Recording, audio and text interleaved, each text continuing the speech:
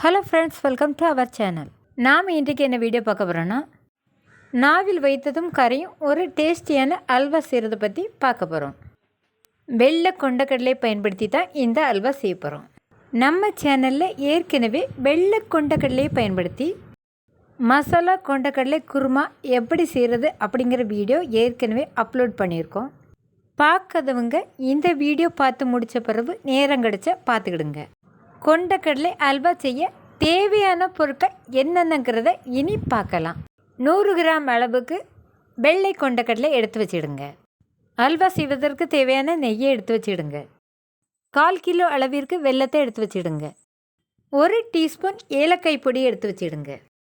அல்வா எப்படி செய்யணும் அப்படிங்கிறத பார்க்கறதுக்கு முன்னாடி எங்களோட சேனலை சப்ஸ்கிரைப் பண்ணலைன்னா சப்ஸ்கிரைப் பண்ணிவிடுங்க. அல்வா எப்படி ரெடி பண்ணணும் அப்படிங்கிறத இனி பார்க்கலாம். வீடியோவை ஸ்கிப் பண்ணாமல் கடைசி வரைக்கும் பாருங்கள். கொண்டக்கடலையை 8 மணி நேரம் ஊற வச்சு எடுத்துக்கிடுங்க. ஊற வச்சு எடுத்து வச்சுருந்த கொண்டக்கடலையை கொஞ்சமாக தண்ணீரை சேர்த்து வேக வச்சு எடுத்துக்கிடுங்க. குக்கரில் வேக வைக்கத்தான் இருந்தால் 10 விசில் விட்டு வேக வச்சு எடுத்துக்கிடுங்க. இதே போல் நல்லா கொலையாக வெந்து வரணும். வேக வைத்து எடுத்த கொண்டக்கடலையை இனி அரைச்சி எடுத்துக்க போகிறோம். ஒரு மிக்ஸி ஜாரில் போட்டு அரைச்சி எடுத்துக்கிடுங்க. நல்லா மைய அரைச்சி எடுத்துக்கிடுங்க. நான் தண்ணீர் சேர்க்காம தான் அரைச்சி எடுத்திருக்கேன். கொண்டக்கடலையை கொலைய வேக வச்சு எடுத்துருக்கிறதுனால கொண்டக்கடலையை சுலபமாக அரைச்சி எடுத்துடலாம். அல்வா செய்கிறதுக்கு எடுத்து வச்சுருந்த வெல்லத்தை கொஞ்சமாக தண்ணீரை சேர்த்து கரைச்சி எடுத்துக்கிடுங்க. இந்த வெல்ல கரைசலை அல்வா செய்கிற அடிகனமான பாத்திரத்தில் வடிகட்டி எடுத்துக்கிடுங்க.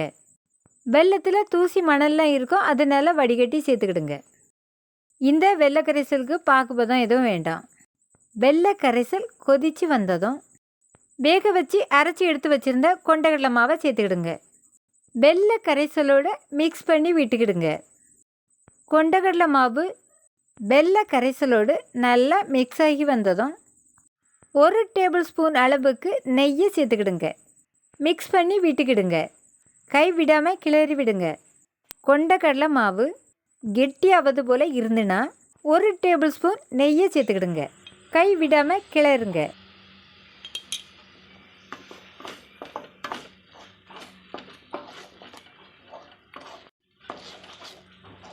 இனி இது கூட 1 டேபிள் ஸ்பூன் அளவுக்கு நெய்யை சேர்த்துக்கிடுங்க.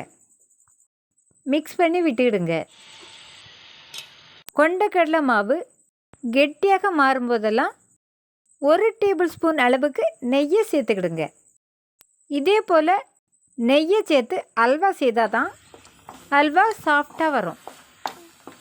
இந்த அல்வா செய்கிறதுக்கு முதல்லையே நெய்யை சேர்க்கலை, அதனால் மாவு கெட்டியாக மாறும்போதெல்லாம் 1 டேபிள் ஸ்பூன் அளவுக்கு நெய்யை சேர்த்துக்கிடுங்க. அல்வா சட்டியில் ஒட்டாமல் நல்லா சுருண்டு வந்திருக்கு. ஏலக்காய் பொடியை இது கூட சேர்த்துக்கிடுங்க. மிக்ஸ் பண்ணி விட்டுக்கிடுங்க. அல்வா சட்டியில் ஒட்டாமல் வரணும். கையில் எடுத்து பார்த்தோம்னாலும் கையில் ஒட்டக்கூடாது. இதுதான் அல்வா பதம். அல்வா எடுத்து பார்த்தா கையில் ஒட்டலை. அல்வா இப்போ ரெடி ஆயிட்டு. ஸ்டவ்வை ஆஃப் பண்ணிவிட்டு இந்த அல்வாவை வேறொரு பாத்திரத்தில் மாற்றிக்கிடுங்க.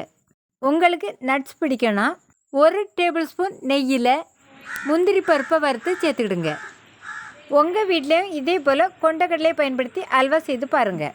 இந்த வீடியோ பிடிச்சிருந்தால் லைக் பண்ணுங்கள், உங்கள் ஃப்ரெண்ட்ஸ் எல்லாத்துக்கும் ஷேர் பண்ணுங்கள், கூடவே நம்ம சேனலை சப்ஸ்கிரைப் பண்ணுங்கள். பக்கத்தில் இருக்க பெல் ஐக்கானை கிளிக் பண்ணுங்கள், அதில் ஆல்ல செட் பண்ணுங்கள். மீண்டும் மற்றொரு வீடியோவில் சந்திப்போம். தேங்க்யூ.